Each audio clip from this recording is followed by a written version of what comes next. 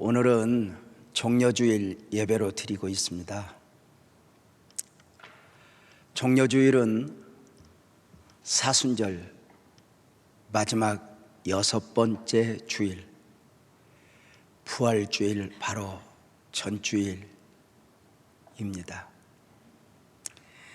오셨던 목적대로 십자가를 지기 위하여 어린 나귀를 타고 예루살렘 성에 입성하신 예수님, 제자들과 군중들은 그 예수님을 환영했죠.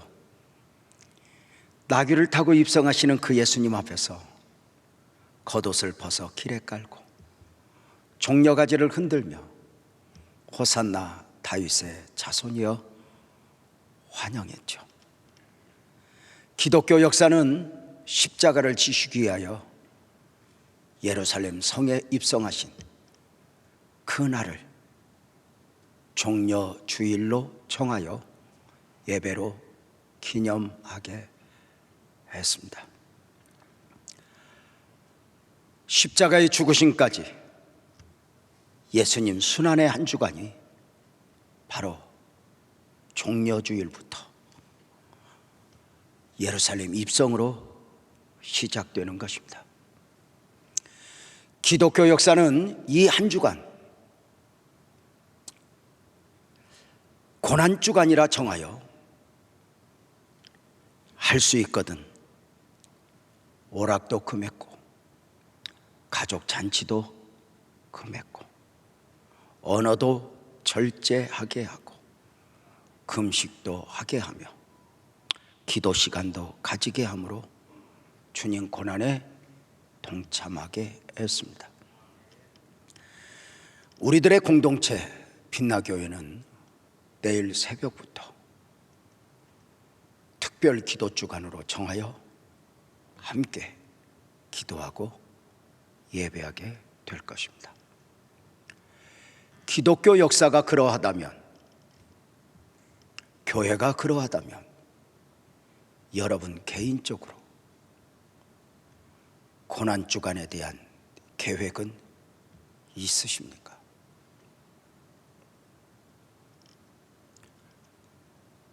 십자가의 은혜를 아는 사람이라면, 구원의 은혜를 아는 사람이라면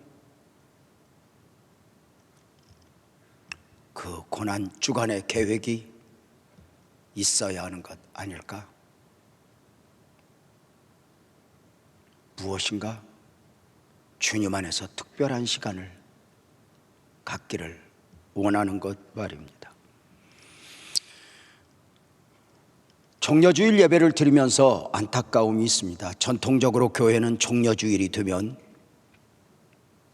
성찬 예배로 드려지면서 고난의 한 주간을 출발했었습니다. 안타깝게도 작년에 이어 올해도 종려주일 성찬식을 하지 못하게 되었습니다.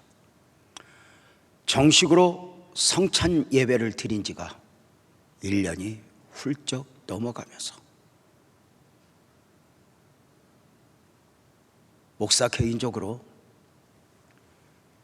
내년에도 이러하면 하는 순간 캄캄해졌습니다. 주님 안 돼요. 주님 안 돼요 였습니다.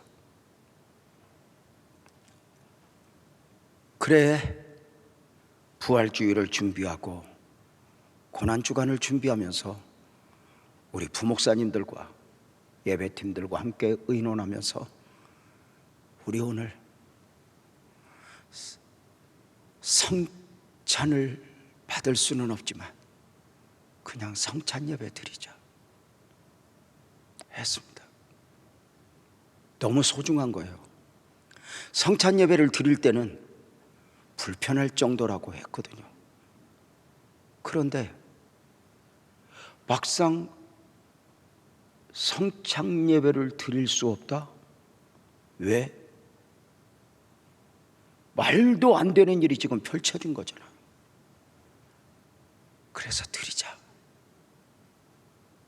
그래서 떡과 잔을 진설하고 가운도 있고 오늘 설교 주제도 십자가와 성찬으로 정하여 할 수 있거든. 이 예배가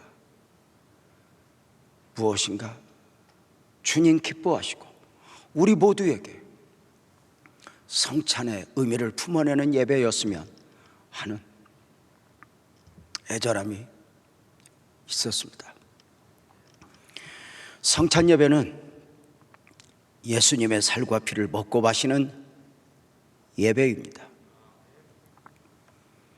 성찬의 참여는 선택이 아니라 구원받은 성도들을 향한 명령입니다. 당신이 구원의 은혜를 입었다면, 당신이 거듭난 하나님의 사람이라면, 당신이 땅에 살지만 하늘의 시민권을 소유한 사람이라면 마땅히 이 성찬을 받아야 하니, 이 성찬에 대하여 우리 예수님 요한복음 6장 53절에서 말씀을 주셨죠.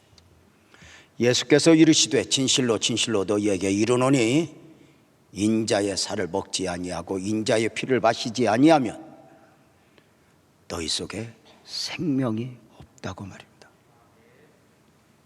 생명이 없다. 세상은 이해를 못합니다. 생명을 얻은 자만이 이해하는 이 생명은 영적 생명입니다. 우리 안에 영적 생명이 있다면, 거듭난 하나님의 사람이라면 성찬에 참여하여 떡과 잔을 예수의 살과 피로 먹고 마셔야 한다는 것입니다. 성찬 예배 가운데 그 누군가가 성찬을 거부한다면 둘 중에 하나입니다. 아직 교회는 나오기는 하지만 생명이 없기 때문이요. 생명이 있음에도 거부한다면 영적으로 병들어 있기 때문입니다. 성찬은 특권입니다. 세상이 이해할 수 없는 하늘의 양식입니다. 처음 성찬을 볼까요? 우리 예수님 잡히시기 전날 밤에 사랑하는 제자들과 함께 모여 떡과 잔을 나누며 이것은 내 살이요 내 피라 하셨습니다. 겟세마네 기도 동산에 오르시기 전에 오셨던 목적 그대로 십자가에 달려 죽으시기 전에, 그 제자들과 헤어지기 전에 처음 성찬을 행하신 것이니 마태복음 26장 26절부터 나와 있죠. 그들이 먹을 때 예수께서 떡을 가지사 축복하시고 떼어 제자들에게 주시며 이르시되 받아서 먹으라 이것은 내 몸이니라 하시고, 또 잔을 가지사 감사기도 하시고 그들에게 주시며 이르시되 너희가 다 이것을 마시라 이것은 죄 사함을 얻게 하려고 많은 사람을 위하여 흘리는 바 나의 피 언약의 피니라. 이제 우리 예수님은 말씀을 주신 대로 성찬을 마치면 제자들과 헤어져 겟세마네 기도 동산에 오르셔야 했고, 가야바 법정, 빌라도 법정 6번을 끌려다니며 불법 재판을 받으셔야 했고, 십자가 형이 선고된 후에 라틴어로 비아 돌로로사 고통의 길이라 십자가에 명명되어진 그 길로 한 걸음 한 걸음 십자가를 메고 골고다에 오르사 십자가에서 죽으셔야 했습니다. 우리 주님은 거절하고 싶고 외면하고 싶지만 마땅히 가야 할 그 길을 하셨습니다. 그 가운데 이것은 내 살이요 내 피라 하신 것입니다. 주님은 이것은 내 살이요 내 피라, 이것이 단순한 종교의식이 아니라 그 안에 조금 있으면 달리게 될 십자가를 품고 주셨던 말씀일 것입니다. 놀랍게도 우리 예수님은 유월절 어린 양으로 오시어 대속의 제물이 되시는 가운데 이스라엘 백성들이 대대로 지켜왔던 유월절 예식을 성찬으로 승화시킨 것입니다. 이것은 내 살이요 내 피라, 받아 먹으라 마시라. 이런 생각을 해봅니다. 제자들은 이것은 내 살이요 하며 떡을 떼어 주시는 그 떡을 받아 먹으며 이것은 내 피라 하셨던 그 잔을 마시며 성찬의 의미를 알았을까? 몰랐을 것입니다. 몰랐을 것이에요. 주님은 성찬을 받은 후에 제자들은 배반하고 저주하고 고기 잡으러 갈 것 아셨습니다. 그 중에 한 사람 유다는 이미 요한복음 13장 2절에 있는 대로 마귀에게 점령당한 가운데, 그 마음을 빼앗긴 가운데 그 마음에 예수를 팔려는 생각을 담고 성찬을 받고 있다는 것도 아셨습니다.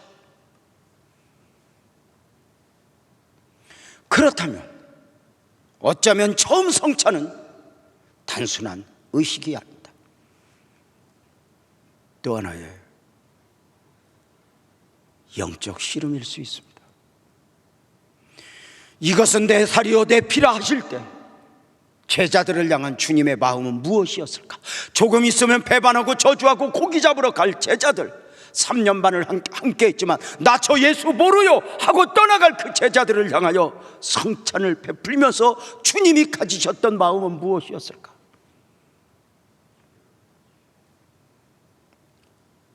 사랑하는 제자들아,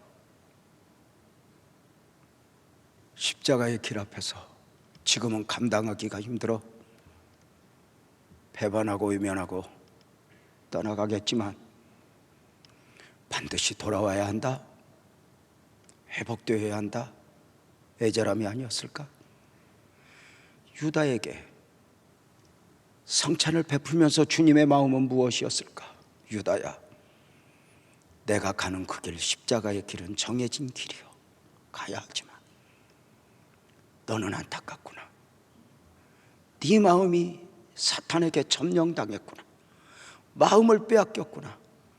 너는 나를 팔기 위함으로 앉아있구나. 이 성찬을 받고 마귀에게 빼앗긴 마음을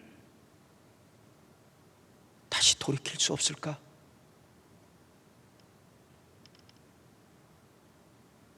나를 팔기 위해 앉아있는 그 마음을 다시 바꿀 수는 없을까? 그 애절한 마음 아니었을까? 그렇다면 오늘 성찬도 받지 못하는 가운데 성찬 예배를 드리고 있는 오늘 우리를 향한 예수님의 마음은 무엇일까? 제자들은 처음 성찬을 받으면서 그 의미를 몰랐습니다. 왜? 아직 십자가가 현실이 되지 않았기에. 그러나 우리는 알고 있습니다, 그 은혜를. 그럼에도 불구하고 어쩌면 예수님 제자들 12제자들이 앉아있는데 누군가는 배반하고 누군가는 저주하고 누군가는 욕심을 내고 누군가는 예수를 팔 사람으로 앉아있듯 오늘 여기 앉아 예배하는 우리 모두는 각양각색의 마음이 아닐까? 어떤 이는 지쳐서 그만두어 버리고 싶고,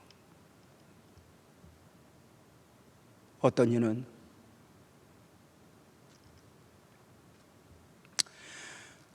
그냥 나 세상으로 갈려야 하는 마음도 있을 것입니다. 그러는 여러분들에게 주님이 여러분을 향한 마음은 무엇일까? 주님의 은혜를 입은 저와 여러분, 나는 누구인가, 누구여야 하는가? 우리는 오늘 또 이 성찬 앞에서 주님의 은혜를 품어보는 것입니다. 나를 향한 주님의 마음을 읽어보는 것입니다. 주님이 사랑하는 제자들에게 베푸셨던 처음 성찬, 바울 사도는 그 성찬을 받아 행하면서 고린도전서 11장 23절에서 이렇게 시작합니다. 내가 너희에게 전한 것은 주께 받은 것이란다. 성찬에 절대 권위를 부여하니 성찬은 사람이 만든 종교의식이 아니다. 하늘 양식, 하늘 식사를 재현하는 것이요, 우리 예수님이 그 처음 성찬으로 유월절 예식을 성찬으로 승화시킨 가운데 이제 앞으로 많은 변화가 있을 것이니 제사는 예배로, 안식일은 주일로, 성전과 회당은 이제 교회로 옷을 갈아입게 되는 것입니다. 주님이 행하신 처음 성찬을 사도들이 받아 행했고, 사도들이 행한 성찬을 교부들이 받아 행했고, 교부들이 받아 행한 성찬을 우리 믿음의 선배들이 받아 행했고, 그리고 오늘 우리는 같은 모습으로, 같은 마음으로 성찬을 받고 있는 것입니다. 내가 너희에게 전한 것은 주께 받은 것이니, 성찬에 대한 절대 권위를 선포한 사도는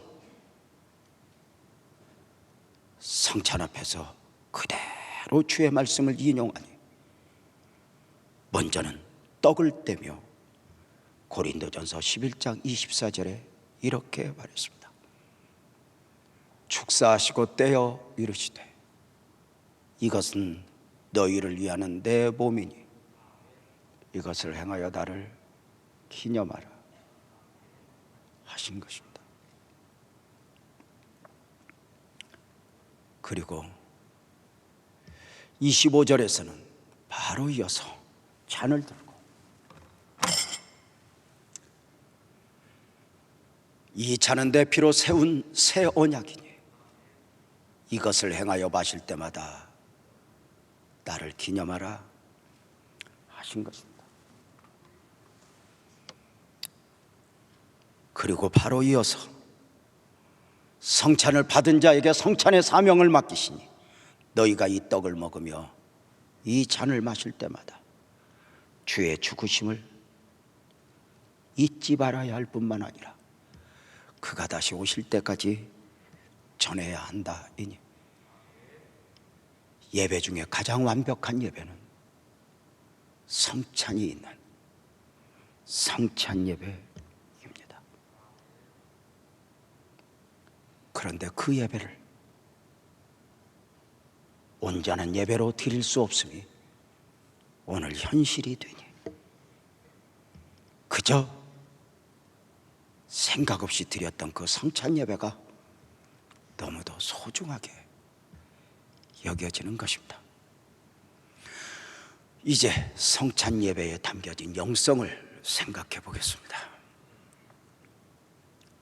주님은, 사도는 떡을 떼어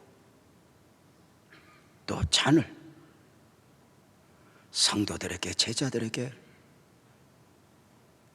베푸시며 기억하라는 것이요 잊지 말라는 것이었습니다.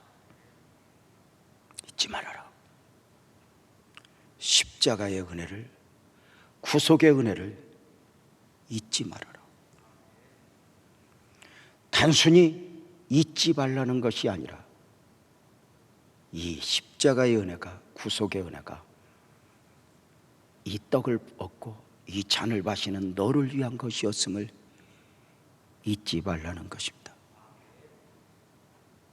사랑하는 성도님들, 기독교의 믿음은, 기독교의 복음은 다른 종교와 분명한 차이가 있습니다. 죄송하지만 불교는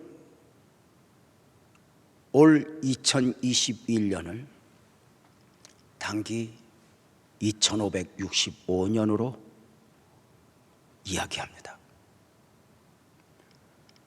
부처님 오신 지 2565년이 되었다는 불교력입니다. 자, 부처님이 2565년에 오셨음을 인정합니다. 그 전에 부처님은 4대 성인 가운데 한 분으로 존경받아 마땅한 분임을 인정합니다. 그럼에도 불구하고 우리가 분명한 것은 부처님이 2565년 전에 태어나실 때 오늘의 불교도들을 위해서 태어난 것이 아닙니다.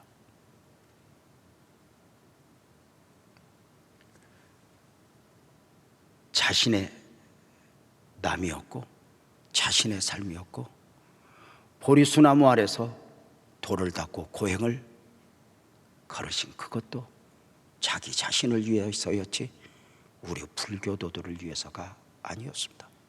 오늘 불교도들을 위해서가 아니었습니다. 분명한 것은 이순신 장군이 존경의 대상은 될 수 있지만 믿음의 대상은 될 수 없습니다. 부처님도 마찬가지입니다.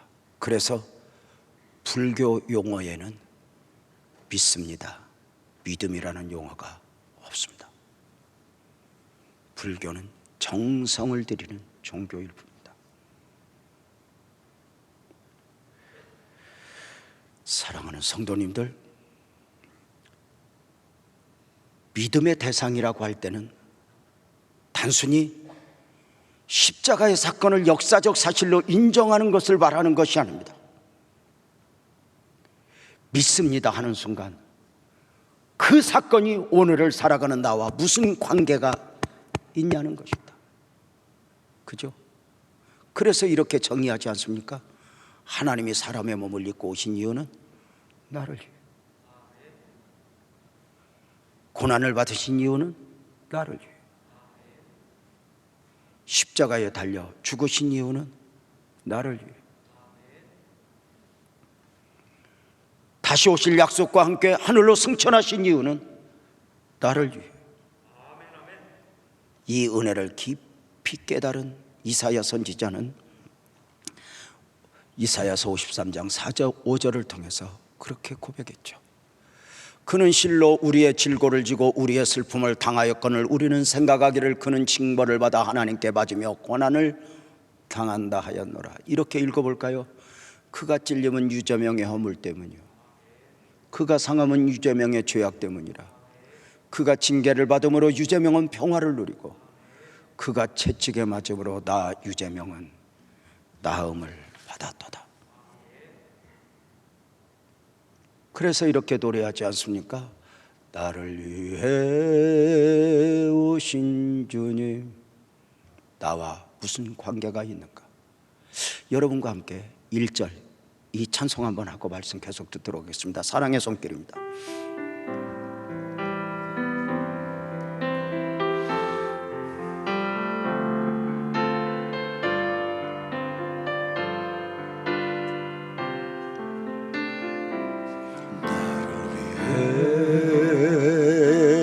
오신 주님, 나의 죄를 위하여서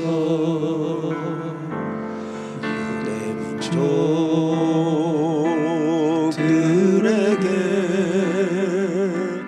잡히시던 그날 밤에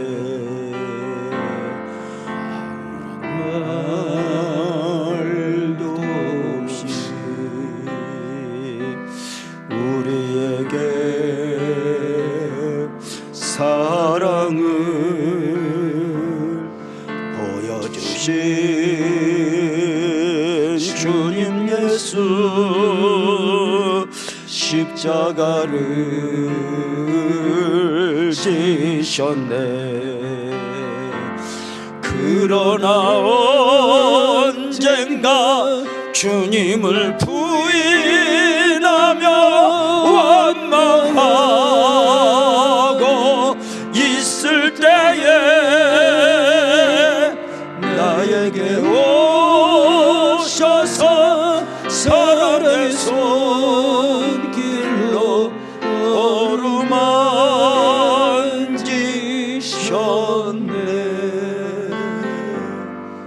거절할 수 없어, 외면할 수 없어. 주님의 두 손을 잡았었네.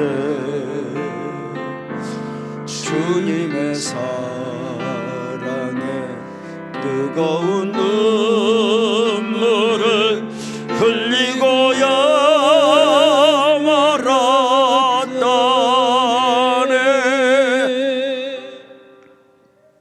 우리는 이 성찬 앞에서 나를 위한 주님의 고난과 나를 위하여 지신 주님 대속의 십자가가 묵상되어져야 합니다. 죄송하지만 성찬 앞에서 주님의 고난이 십자가가 묵상되어지지 않는다면 언제 어디에서 우리가 십자가의 은혜를 묵상할 수 있겠습니까?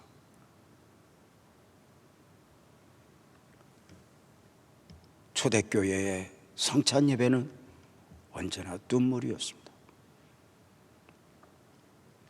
우리 부모 세대 불과 얼마 전만 해도 성찬 앞에서 우리는 지금보다 10배나 가난했지만, 지금보다 10배나 살기가 버거웠지만, 적어도 성찬 앞에서, 주님의 은혜 앞에서 너무 죄송하고 감사해서 눈물로 드려질 수밖에 없었습니다. 성찬 예배만이 아닙니다.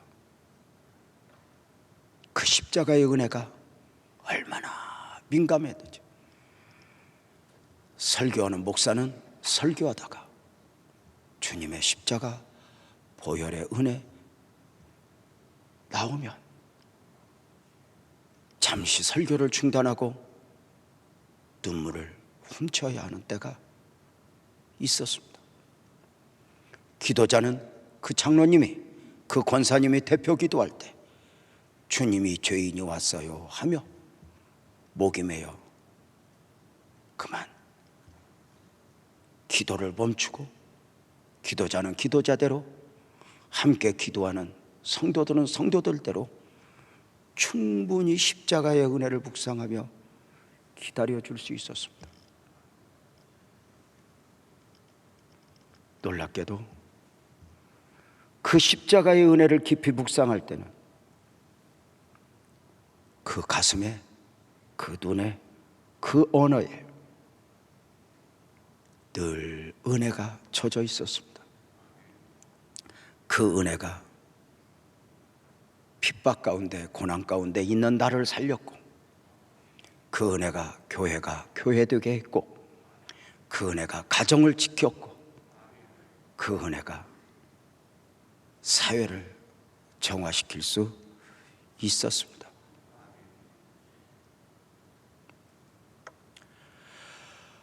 성찬의 영성에서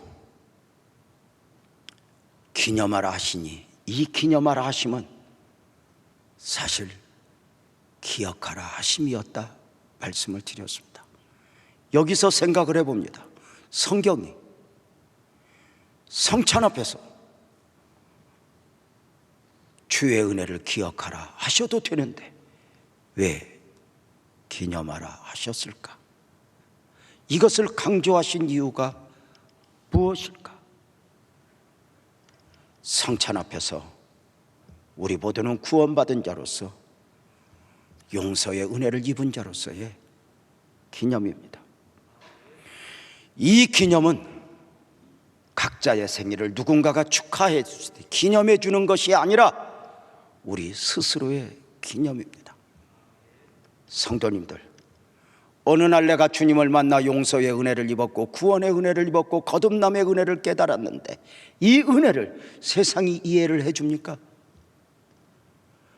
우리가 어느 날 복음의 은혜를 깨닫고 주님이 아니면 아니 되는 사람으로 살아갈 때 배우자가 박수를 쳐주고 세상이 박수를 쳐주는 것입니까? 아니요! 세상은 끝까지 십자가를 어리석게 볼 뿐입니다.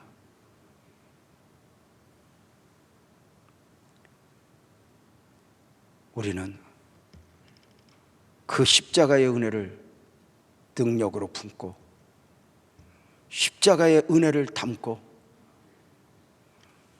핍박하고 멸시하는 그 세상에서 살다가 성찬 앞에서 되새기는 것입니다.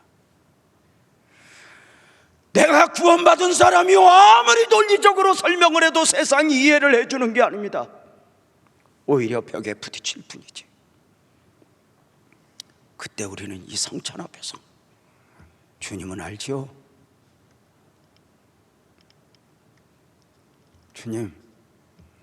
주님이 나를 위해 십자가에 달리셨음을 내가 알아요. 나는 그 은혜를 알아요. 그래서 나는 이렇게 예배해요. 세상은 이해를 못해요. 보이는 것만 보니까. 그래서 세상에 속한 사람들은 우리에게 물어요. 너희와 우리가 무엇이 다른데? 무엇이 다른데? 근데 우리는 그렇게 말해요. 우리는 당신들과 달라. 여러분, 세상에 살지만 나는 다르다는 사실을 여러분은 알고 있습니까? 그것을 어디에서 풀어냅니까? 그 은혜를 깊이 알고 있던 바울 사도는 갈라디아서 6장 14절을 통해서 그렇게 고백합니다. 내게는 우리 주 예수 그리스도 외에는 십자가 외에 결코 자랑할 것이 없으니 그리스도로 말미암아 세상이 나를 대하여 십자가에 못 박히고 내가 또한 세상을 대하여 그러하니라. 내가 지금 세상에 살지만 세상은 나를 십자가에 못 박아버렸고 나 또한 세상을 십자가에 못 박았으니 세상과 나는 상관이 없다. 나는 땅에 살지만 빌립보서 3장 20절에 있는 대로 하늘의 시민권을 가진 자라. 그래서 성찬 앞에서 나는 하늘에 속한 사람입니다. 세상에 살지만 그 세상에 내 만족이 있는 것이 아니라 그 하늘이 내게 만족입니다. 드려지는 것입니다. 성찬 앞에서 또 하나 유념해야 할 것은 언약 안에서라는 것입니다. 고린도전서 11장 25절에서 보면은 예수님 말씀하신 그대로 사도는 이야기합니다. 이 차는 내 피로 세운 새 언약이니 성찬에 참여는 자격이 아닙니다. 언약 안에서입니다. 성찬은 단순한 음식이 아니라 주님의 살과 피를 먹고 마시는 것입니다. 이것은 내 몸이라, 이것은 내 피라. 주님의 몸을, 주님의 피를 먹고 마신다. 무엇을 의미합니까? 주님의 몸을, 주님의 피를 마시니 주님과 우리는 한 몸이 된 것입니다. 그냥 주님 따로 내가 믿는 것이 아니라 주님 안에 나 있고 내가 주님 안에 있어 한 몸입니다. 성찬을 받아 먹기에 한 몸이 되는 것이 아니라 우리는 이미 한 몸이 되었고 우리는 성찬을 받아 먹고 마심으로 그것을 고백하고 확인하는 것입니다. 요한복음의 말씀을 볼까요? 6장 51절 53절이죠. 나는 하늘에서 내려온 살아있는 떡이니 사람이 이 떡을 먹으면 영생하리라. 내가 떡은 그 세상의 생명을 위한 데 살이라 하시니라. 세상의 생명. 자, 예수께서 이르시되 내가 진실로 진실로 너희에게 이르노니 인자의 살을 먹지 아니하고 인자의 피를 마시지 아니하면 너희 속에 생명이 없단다. 계속되어진 주님의 말씀을 볼까요? 내 살을 먹고 내 피를 마신 자는 영생을 가졌고 마지막 날에 내가 그를 다시 살리니 내 살은 참된 양식이요 내 피는 참된 음료로다. 내 살을 먹고 내 피를 마시는 자는 내 안에 거하고 나도 그의 안에 거하나니. 사랑하는 성도입니다, 내 안에 예수 계시고 예수가 내 안에 있다는 의미는 1대1이 아닙니다. 내 안에 예수 계시고 예수 안에 내가 있다는 것을 이렇게 설명해 볼까요? 이 컵 안에 물이 담겨 있습니다. 그죠? 물이 담겨 있는 이 컵을 깊은 바닷속에 던져보면 이렇게 정의합니다. 컵 안에 물이 있고 큰 물 안에 컵이 있다고. 주님과 나와의 관계가 그러합니다. 내 안과 밖이 주님으로 충만해지는 것, 주님 안에 내가 담겨진 것, 그리고 그 주님이 내 안에 계신 것. 이러면 삶이 바뀌어야 되는 것 아닌가? 이 은혜를 깊이 깨달은 바울 사도가 갈라디아서 2장 20절을 통해 그렇게 고백했죠. 내가 그리스도와 함께 십자가에 못 박혔나니 그런즉 이제는 내가 사는 것이 아니요 오직 내 안에 그리스도께서 사시는 것이라. 이것은 바울 사도의 고백만이 아니라 우리의 고백이어야 하는 것 아닐까? 성찬 앞에서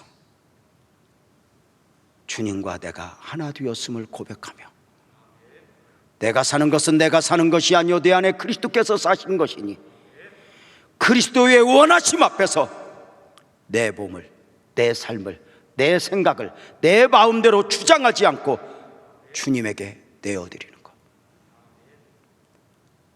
모범을 볼까요? 아버지 되신 하나님과 아들 예수님은 하나입니다. 그죠?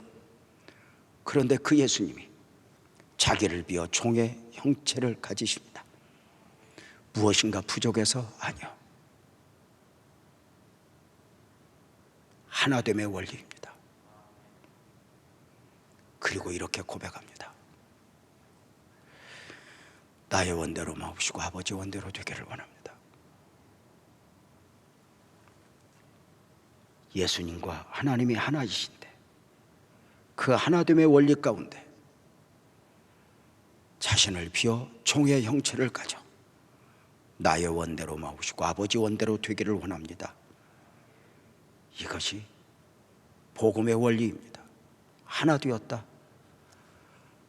부부의 예를 들어볼까요? 신비죠. 하나님이 태초에 남자와 여자를 만드시고 그 둘이 부부의 연을 맺어 하나가 되게 하신 후에 이렇게 말했습니다. 한 몸이라. 결혼은 둘이 만나서 둘이 사는 것이 아니라 둘이서 하나가 되는 것이니 우리 주님 마태복음 19장 5절 6절에서 그렇게 말씀하셨죠. 말씀하시기를 그러므로 사람이 그 부모를 떠나서 아내에게 합하여 둘이 한 몸이 될지니라 하신 것을 읽지 못하였느냐? 그런즉 이제 둘이 아니요 한 몸이니 그러므로 하나님이 짝지어 주신 것을 사람이 나눌 수 없다. 부부는 혹 여러 가지 일로 떨어져 있을 수 있다 해도 한 몸으로 살아가는 것입니다. 한 몸으로 살아감의 원리가 무엇일까? 고린도전서 7장 3절 4절은 이렇게 말합니다. 남편은 그 아내에 대한 의무를 다하고 아내도 그 남편에게 그렇게 할지라. 아내는 자기 몸이라 하여 자기 몸을 주장하면 안 되고 남편도 자기 몸이라 하여 자기 주장을 하면 아니 되니 각자의 몸은 각자가 아니라 배우자와 함께 한 몸이 되어 살아가는 거죠. 자, 창조자 하나님이 왜 결혼의 의미를 이렇게 명확하게 표현해 준 곳이 세상 어디에 있어요? 오늘날 사람들이 똑똑해져 버렸어요. 둘이서 만나 둘이가 살아가요. 각자의 사생활 영역이 있어요. 그러면서도 사랑의 목소리는 얼마나 큰지 몰라요. 무엇일까? 죄송합니다. 한 몸입니다. 내가 배우자에게 종속될 수 없어. 나는 나대로 살 거야. 우선 가정은 유지해. 그러나 나는 나대로 살 거야. 내가 원하는 대로 살 거야. 살아보십시오. 나중에 보면 나를 위하는 것이 나를 위하는 것이 아닙니다. 부부의 원리가 뭐죠? 배우자를 위한 것이고 나를 위한 것입니다. 한 몸이니까. 배우자가 원하지 않으면, 배우자의 원하지 않음에 우리는 반응해야 될 의무가 있습니다. 그것이 부부입니다. 배우자의 마음을 아프게 하고도, 배우자의 마음을 상하게 하고도 만약에 괜찮다면 정상이 아닙니다. 왜냐하면 한 몸이니까.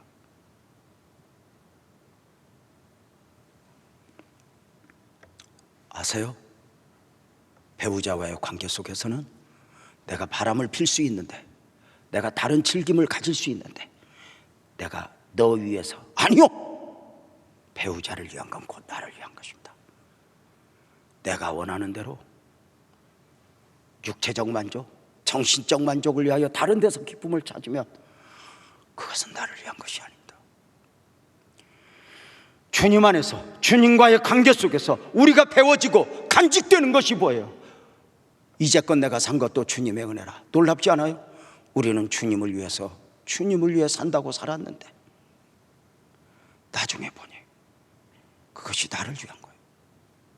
주님과 한 몸이 되었는데, 하나가 되었는데, 내가 사는 것은 내가 사는 것이 아니요 그리스도께서 사신 것이어야 하는데, 그리스도와의 관계 속에서는 의무만 다하고 내가 즐기고 싶고 누리고 싶은 세상적 만족을 취하며 살아간다면 그것이 나를 위한 것일까? 아니요, 아닙니다. 물론 내 안에 사신 그리스도께서 사신 것으로 사는 사람은 바보 같아집니다. 2부 예배 바치고 한 부부가 찾아왔습니다.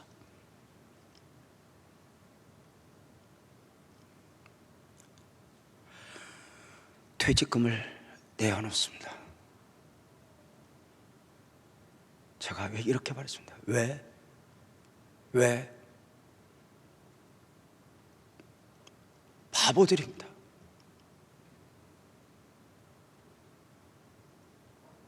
계산도 못하고 앞으로 걱정도 않고,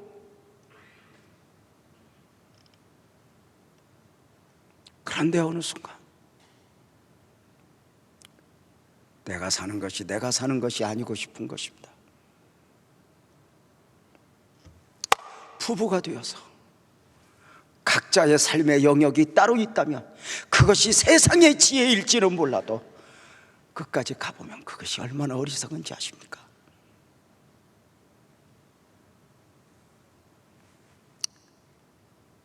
성찬 앞에서 오직 내 안에 그리스도께서 사신 것입니다. 내 생각을, 내 마음을 내려놓고 우리는 결단하는 것입니다. 또 하나 성찬 예배자의 사명도 마저 보겠습니다. 성찬 예배 가운데 성찬이 요구하는 사명이죠. 고린도전서 11장 26절은 그러합니다. 너희가 이 떡을 먹으며 이 잔을 마실 때마다 주의 죽으심을 그가 오실 때까지 전하는 것이니라. 전도 명령이죠. 성찬 앞에서 전도 명령을 보는 거예요.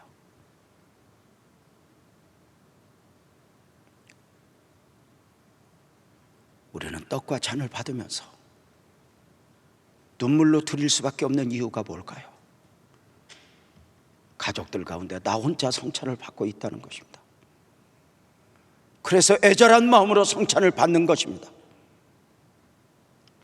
주님, 지금은 혼자이지만 언제인가는 우리 가족들 다 함께 한 상에 둘러앉아 이 떡과 잔을 받게 하옵소서 기도하는 것입니다. 여러분은 어떠십니까? 권사님 한 분은 예배할 때마다, 성찬 예배 드릴 때마다 성경 가방이 갑자기 커집니다. 권사님 왜? 그의 대답은 간단합니다. 성찬 예배 드리는 그날 그 큰 가방에 남편 신발을 담아 가지고 와서 애절한 마음으로 우는 것입니다. 주님, 지금은 신발만 왔네요. 언제인가 몸도 오게 해주세요.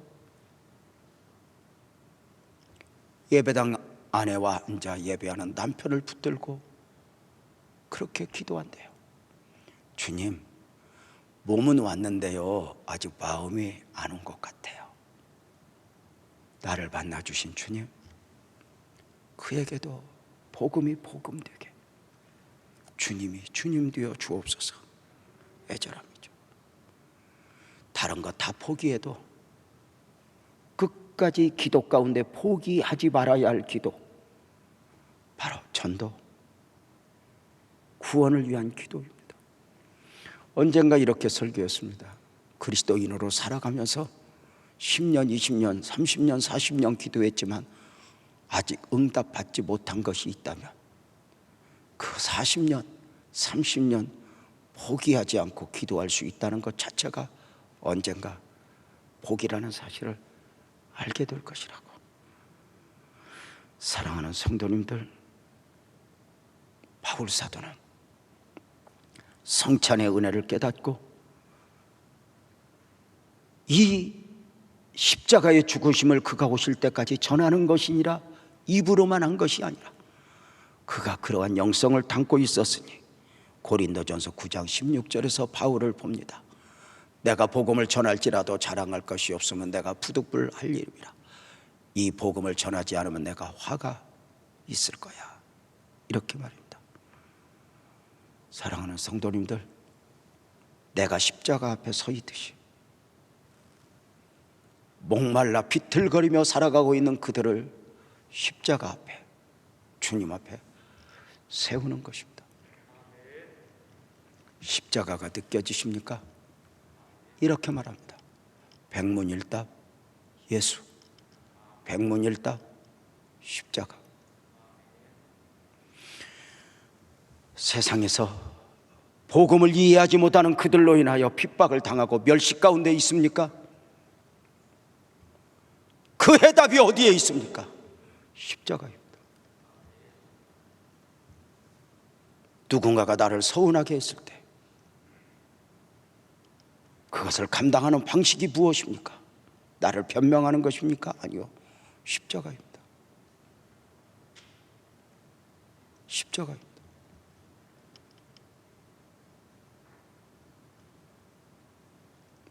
성찬 앞에서 우리가 울 수밖에 없는 이유가 뭐예요? 성찬을 받음이 부끄럽기도 하고 죄송하기도 하고 돌이켜보면 그 은혜가 고맙기도 하고 그런 거 아니에요? 목사 되기 위하여 신학교를 다닐 때 교수 한 분이 그래요. 성찬 예식을 하면서 울면서 성찬 예식 하는 것을 자기는 이해를 못 하겠대요. 그렇게 축제요 기쁨으로 드리면 되는데 왜 우냐요? 제가 한참 은혜 젖어 있을 때기에 재배물을 했어요. 저분은 모른다. 저분은 모른다. 세상을 이기고 세상을 감당하는 방식이 뭐예요? 가난해서 세상을 이기는 방식이 부자 되어서 세상을 방식을 이겨요. 여러분이 아무리 부자가 된들 대기업의 회장보다 더 벌을 수 있어요? 어느 정도 가지면 만족할까? 여러분이 집을 한 채 사, 둘 채 사, 세 채 사, 어느 정도면 여러분 세상을 이길 수 있어요? 그것으로? 아니요, 못 이겨요. 세상을 이기는 능력은 십자가예요.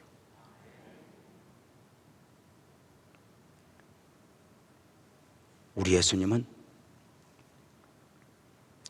처음 성찬을 행하신 후에 십자가의 길로 출발하셔요. 결단하신 거죠. 그 결단이 결단되도록 먼저 겟세마네 동산에서 올라가 기도하셔요. 그리고 오셨던 목적 그대로 나의 원대로 마옵시고 아버지 원대로 되기를 원합니다 고백하며 십자가에 높이 달리셔요. 시작된 한 주간, 여러분에게 어떤 한 주간이었으면 좋겠습니까?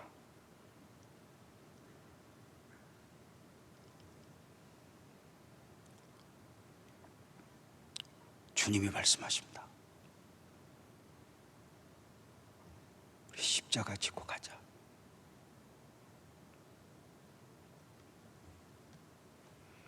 마음은 원이라도 육신이 약하도다. 적당히 타협하는 것이 아니라 주님 알죠? 그 십자가 세상은 몰라요. 나를 힘들게 하고 나를 억울하게 하고 몰라요. 그런데 우리는 그걸 이기는 방식이 그들을 이기는 게 아니에요. 십자가 붙들고 그 안에서 십자가의 은혜를 묵상하며 또 한 번 십자가의 능력을 붙들고 세상을 이겨내는 것 아닐까? 십자가 붙들고 또 한 주간 십자가의 영성으로 삶을 살아내지 않겠습니까? 그 귀한 다짐을 찬송으로 고백하면서 오늘 말씀도 예배도 마무리하려고 합니다. 우리 모두 자리에서 일어나 찬송합시다.